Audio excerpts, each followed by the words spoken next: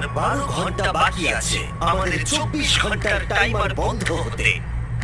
এবং এই সিটির জনসংখ্যা 493 জন প্লেয়ার্স বর্তমানে তাদের একেবারে নতুন বাড়িতে রয়েছে। রানীদের ঘরে স্বাগত। এখানে সব রানীরা রয়েছে। এটা যেন একটা সত্যিকারের শহর। এটা সত্যি একটা স্বপ্নের মতো। বাস্তবে এটা সত্যি হবে কিনা সেটা বোঝা যাচ্ছে না। তবে আমরা এখন একটা কঠিন পরিস্থিতির মধ্যে রয়েছি।